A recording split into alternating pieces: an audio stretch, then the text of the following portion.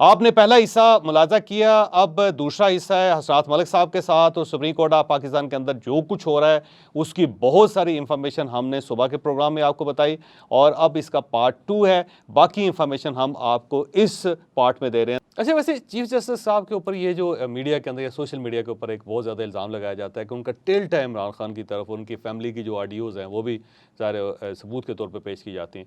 ये दुरुस्त है या सिर्फ फिर मेरा ख्याल स्टंट है, ये समझ नहीं आती कभी वैसे। देखिए, एक तो मेरा ख्याल है कि चीफ जस्टिस साहब का एक क्रेडिट जाता है जो जो बनना चाहिए और वो उस पर नहीं। मैंने इफ्तिखार जोई साहब से बात सारे चीफ जस्टिस देखे हैं, लेकिन जितनी इनमें तहम्मुल है, तनकीद बर्दाश्त इसमें है, कोई शक नहीं, वाकई जितनी हैरान कौन है वैसे। मैसिव कंपेन हुई और कई दफ़ा बहुत गलत भी हुई ठीक और बिलो द बेल्ट भी हुई, ठीक है। लेकिन उन्होंने कोई बुरा भला देखें तस्वीरों के साथ क्या किया बिल्कुल, गया, बिल्कुल। जस्टिस साहबान की तस्वीरों के साथ जो बिल्कुल, सलूक किया ये गया है इंग्लैंड कि में, पाकिस्तान और में। ये चीज़ अमूमन अब बात भी ये हो रही है कि जस्टिस काज़ी फ़ैसा के लिए भी टेस्ट होगा कि जब वो क्या करेंगे सहाफ़ियों के हवाले से या सोशल मीडिया के में जो कैंपेन चलती हैं, ये वो उनके दौर में खैर चली, उनके खिलाफ चली हैं जब वो उनके खिलाफ केस चल रहा था, अभी भी पीटीआई वाले करते हैं।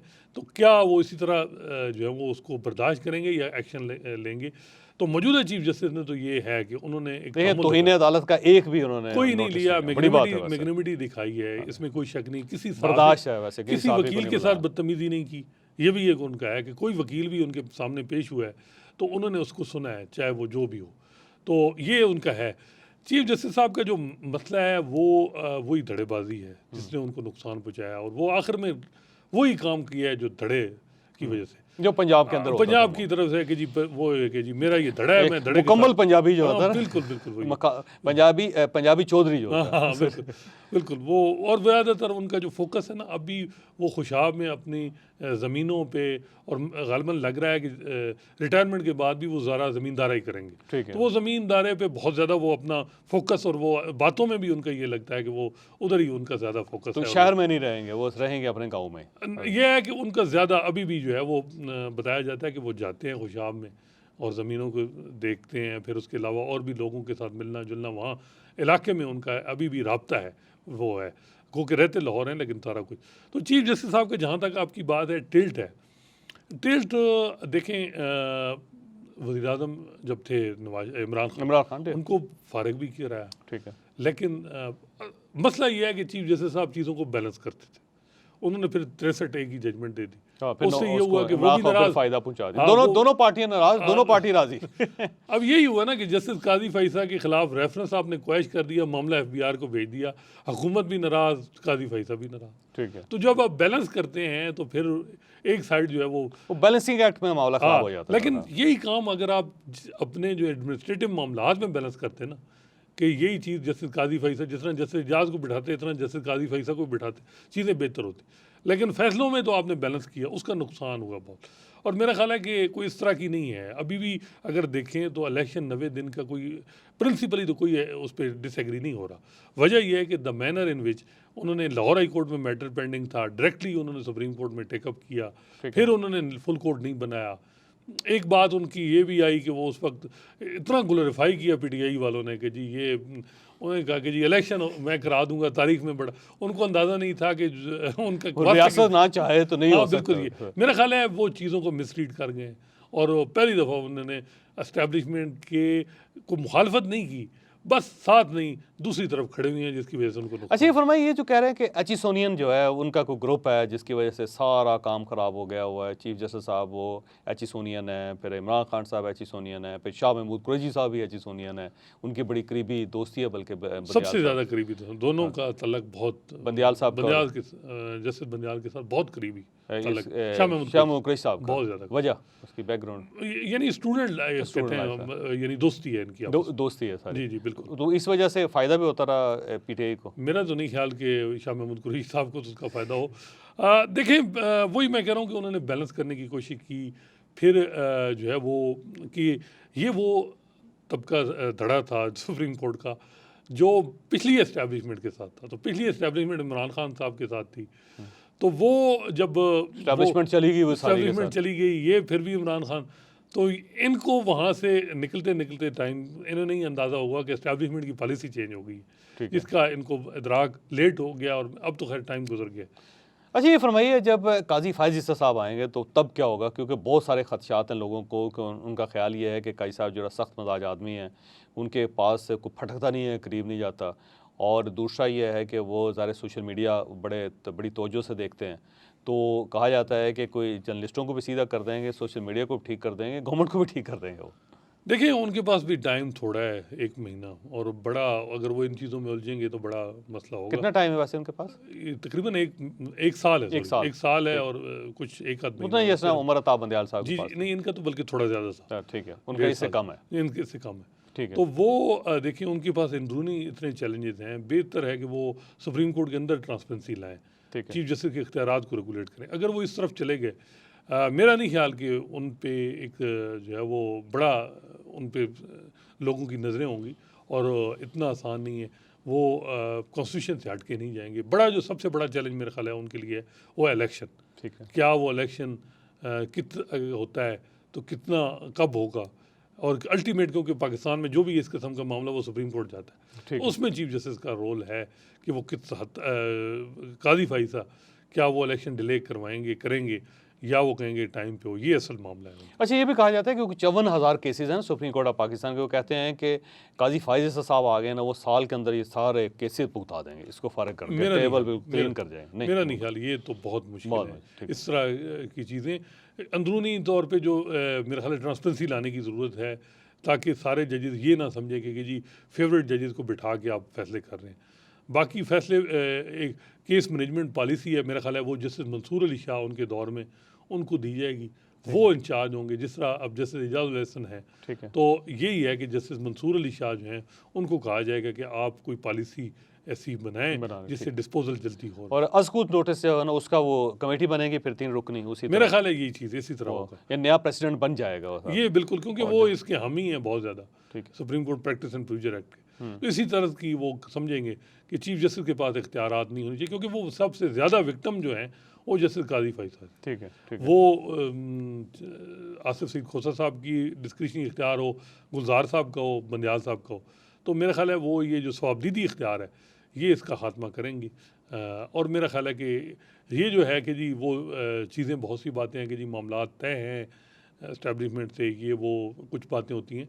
मेरा नहीं ख्याल इस्टेब्लिशमेंट के पास और हल क्या था, वो जस्टिस बंदयाल साहब से वो डिसअपॉइंट थे, तो उन्होंने उधर देखना था। अब देखना होगा कि जस्टिस काजी फैसा चीज़ों को दरमियान में किस तरीके से वो चलते हैं। अमूमन ये भी देखा इफ्तिखार चौधरी साहब के, उनका भी बड़ा एक तलख तजर्बा रहा, उनको निकाला इस्टेब्लिशमेंट, लेकिन 2009 से 13 तक जनरल कैनी के साथ एक मतलब है उनका एक बड़ा उनका अच्छा रिलेशन रहा, और बड़ा वैसे बल्कि उन्होंने ऐसे फैसले भी किए जो नहीं करने चाहिए थे। जी बिल्कुल। तो लेकिन एक बात है कि जस्टिस बंदयाल साहब का तो एक प्रॉपर धड़ा था, उनके साथ 6-7 जजेस।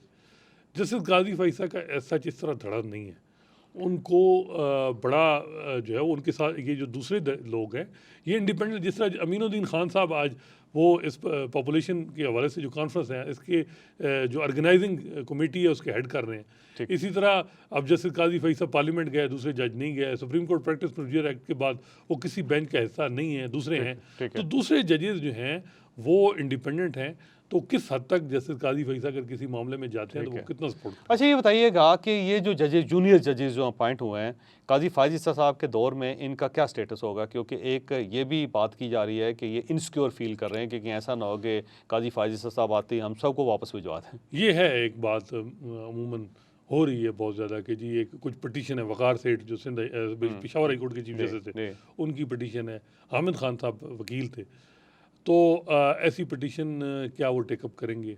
मेरा ख्याल है कि उनको सपोर्ट नहीं मिलेगी दूसरे जजेस से। ठीक। लाहौर ज़्यादा इशू वो एक आध जस्टिस मुनीब अख्तर का होगा। ठीक है। देखें अब उसके साथ अगर बेहतर है कि उनके आपस में मामलात ताल्लुकात ठीक हो जाएं, या तो मुनीब अख्तर साहब के साथ उनका क्या मामला है वैसे काजी साहब का? इसलिए कि जूनियर जज हैं वो, नहीं उसके अलावा तलखी बढ़ोत उनके अपने केस में देखें ना, जैसे सरीना ईसा के साथ जो सवाल जवाब हुए, फिर सरीना ईसा रोने शुरू हो गई थी, वो मुनीब अख्तर साहब ने जी मुनीब अख्तर साहब, और फिर उसके बाद भी जो जजमेंट दिया जब रिव्यू के हवाले से, जैसे मुनीब अख्तर ने कहा कि ये मेजॉरिटी जजमेंट ही नहीं है जिसने जस्टिस काजी फैसा के रिव्यू एक्सेप्ट किया। ठीक है, ये तो जज रिटायर हो चुके हैं, इनसे साइन कैसे बाद में लिया जा सकता है, ये वो ठीक है, उससे तलखियाँ बड़ी हैं। ठीक और है, गालिबन उसके बाद जस्टिस काजी फैसल और जस्टिस मुनीब किसी बेंच में इकट्ठे नहीं बैठे। ठीक, और बहुत से जजेस ये है कि एक दफ़ा बंदयाल साहब ने बताया था कि कुछ जजेस ने मुझे कहा हुआ है कि हम जस्टिस काजी फैसल के साथ नहीं बैठना चाह रहे। ठीक है, तो ठीक ये बात भी है, बड़ी अनफॉर्चुनेट है कि इस वक्त स्पीकिंग टर्म भी कुछ जजेस के साथ नहीं है। तो ये मामला है, हालांकि अमेरिका में भी डिसेंट होता है, लेकिन इस तरह की नहीं होता जो हालात यहाँ लेकिन जब काजी साहब आएंगे तो इन सब के साथ कैसे चलेंगे फिर, जब टॉकिंग टर्म्स ही नहीं है, रिलेशंस ही नहीं है, तो कैसे फिर कोर्ट को चलाएंगे वो? देखिए, ये तो अब सारा उन जजेस को भी फ्लेक्सिबिलिटी दिखानी होगी, इनको भी दिखानी होगी, माजी भूलना पड़ेगा। काजी साहब भी बड़ा मुश्किल है उनके लिए माजी भूलना। तो अब देखना होगा कि वो इसको भूल के कैसे अगर ये नहीं भूलेंगे तो फिर अच्छा, बड़ी इंटरेस्टिंग बात है कि आगे भी जस्टिस काजी फैसल के 6 महीने बाद सीनियर पुनी जज जस्टिस एजाजुल एहसन आएंगे, फिर जस्टिस एजाजुल एहसन की सीनियर पुनी जस्टिस मंसूर अली शाह होंगे। ठीक, वो एक और नज़रिया है इधर। अब जस्टिस मंसूर अली शाह के सीनियर पुनी आएंगे जस्टिस मुनीब अख्तर, ठीक है, ठीक, दोनों। और justice opposite। Munib justice Munib Akhtar जब चीफ जस्टिस बनेंगे, उनके जस्टिस याही अफरीदी आएंगे। ठीक है, याही अफरीदी साहब का अपना मिजाज है, लेकिन वो भी कैंप दूसरा है।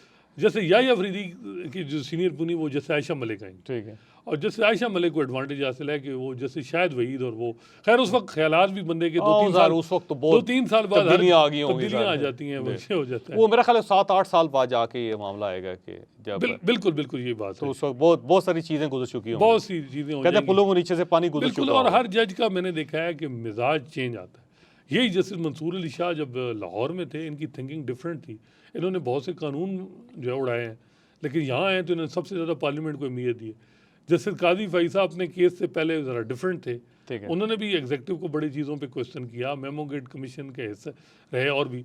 लेकिन मेरा ख्याल है कि अब उन्हें वो भी समझते हैं कि पार्लियामेंट को एम्पावर होना चाहिए, और यही आप जिस तरह वो गए पार्लियामेंट में, हाँ सही तो सही। हर एक को जब थोड़ा टाइम ठोकरें लगती हैं तो फिर उसके बाद वो चेंज होता है। अच्छा ये बताइएगा, ये जो एक तासुर है कि एतजाज़ एहसन साहब और लतीफ़ खोसा साहब चीफ जस्टिस ऑफ पाकिस्तान के पास गए, उन्होंने कहा जी मिलिट्री कोर्ट के ख़िलाफ़ पटिशन जो उसको आप एक्सेप्ट करें और उस पर कार्रवाई शुरू करें, और अगले दिन कार्रवाई शुरू होगी, ये बात किस हद तक दुरुस्त है? और दूसरी ये है कि चौधरी एतजाज़ एहसन साहब और लतीफ़ खोसा साहब को क्या इंटरेस्ट है मिलिट्री कोर्ट्स के इशू में?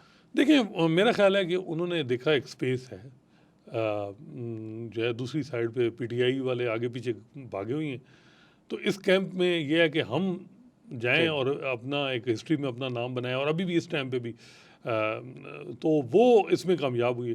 अब एतजाज़ एहसन साहब उस्ताद हैं चीफ जस्टिस उमर बंदयाल के, सबसे ज़्यादा उन्होंने उनके साथ काम किया।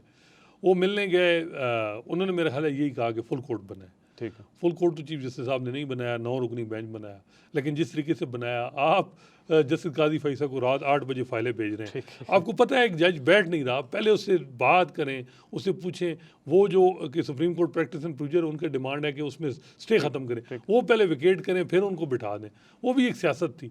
तो मेरा ख्याल है सियासत ने तबाह कर दिया सुप्रीम कोर्ट। ठीक है। अच्छा ये जो सिलसिला चलता रहेगा जब तक ये, तो अदालत की जो इज़्ज़त है वो कभी बहाल हो सकेगी अब की या नहीं हो सकेगी? मेरा नहीं ख्याल इस तरह। अब मसला ये है जो साहब कि जब पीपल्स पार्टी इफ्तिखार चौधरी का दौर था, उस वक्त ये था कि नून लीग का मीडिया सेल, पीटीआई का मीडिया सेल इफ्तिखार चौधरी के साथ, ठीक, साकिब निसार के दौर में पीटीआई का मीडिया सेल था। अब ये है कि जजेस को जो जुडिशल एक्टिविज्म को कोई भी सपोर्ट नहीं करता, कोई सियासी जमात नहीं सपोर्ट करती, ठीक, और सबसे ज़्यादा क्रिटिसिज्म जो है वो सुप्रीम कोर्ट पे आया है। ठीक, और सुप्रीम कोर्ट आलमोस्ट तकरीबन, मैं यतीम का वर्ड नहीं कहूँगा, लेकिन उस तरह ओनरशिप कहीं नहीं है, और आपस में डिवीजन है।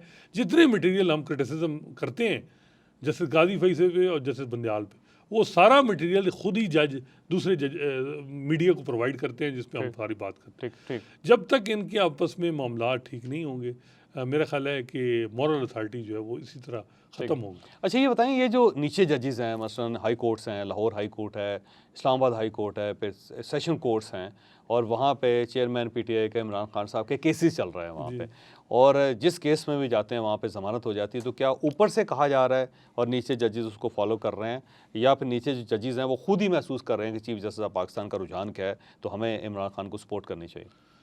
देखिए, एक तो मेरा ख्याल है कि वैसे भी एक है, ये बात भी नहीं है कि उनको भी अंदाज़ा है कि चीफ जस्टिस जो है वो कितने पावरफुल है, वो सबको अंदाज़ा है कि पावर कहाँ है पाकिस्तान। ये ख़ुद भी एक है मामला, क्योंकि पल्स होती है लोगों की, पब्लिक की, फैमिली का प्रेशर, ये चीज़ें होती हैं। इसकी वजह से इनको जजेस जो हैं वो कर रहे हैं। ये बड़ा हो रहा है कि इस दफ़ा इमरान खान, और दूसरा जो सबसे बड़ा मैंने देखा है, इमरान खान की जो लीगल स्ट्रेटजी, जो उनके वकला इस वक्त वॉलंटियर हैं वो बहुत ज़्यादा हैं। हर जगह उनको 50-60 वकील मौजूद है उनका, और हर जगह एक बंदे, उनको पता होता है आज FIR हुई, अगले दिन जमानत करानी है, हर चीज़ में क्विक रिस्पॉन्स। ठीक है, तो ये भी दाद देनी पड़ेगी कि उनके जो स्ट्रेटजी है, उनको खाकसार मिल गए हैं और जो उन्होंने एक ये भी बात कर दी कि इस वक्त इस दफ़ा मैं सबसे ज़्यादा टिकट वकला को दूंगा। तो वकला इस लालच में भी बहुत ज़्यादा बढ़ चढ़ के हैं। बहुत से वकला है जो पहले कहते थे हम प्रोफेशनल हैं, अब उनकी PTI की कोर कमेटी का हिस्सा भी हैं। ठीक है, तो वो आप शोएब शहनशाह की बात कर रहे हैं।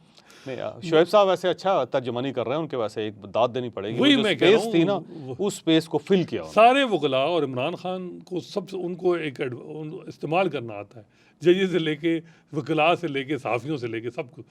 तो वो अब इस वक्त वकील जो हैं उनके आगे हैं, सिवाय ख्वाजा हारिस और एक आध सलमान सफदर हैं, दो जो फीस ले रहे हों।